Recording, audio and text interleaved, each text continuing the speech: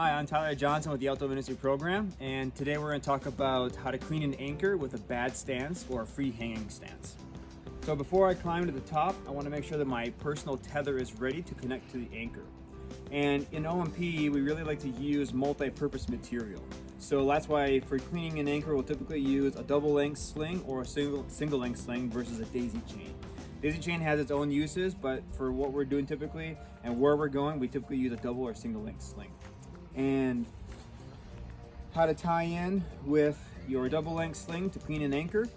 Just going to go ahead and pass a bite through the bottom, through the top, and girth hitch it to your two tie-in points. And I know that because I built the anchor up there already, I know that I'm not going to need lots and lots of distance, but maybe more like a mid distance. So again, for here, just going to take a bite. Pass it around, overhand on the bite, and that's good to go. My locking carabiner ready, and instead of passing it down here where it can get caught on things, I'm just gonna go ahead and pass it all the way around on back, and so it's really easy to get with one hand as well. And I can just bring it forward. Okay, so now I climb up to the top. Come up to the top. And if it's a bad stance, I'll even use my hand to grab a hold of the anchor to control myself, stop myself from slipping. Go ahead and connect myself to either the shelf, which is you're clipping a strand from each, or two in this case on this side, or you can go ahead and connect yourself right to the master point if you'd like to. I like to go a little bit higher just to keep myself a little bit closer to the anchor.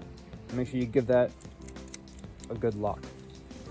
So now that I'm connected to the anchor, I'm going to go ahead and do the exact same thing that I did before. And what we're going to be doing is passing a bite through these chains. So take a bite from the back here.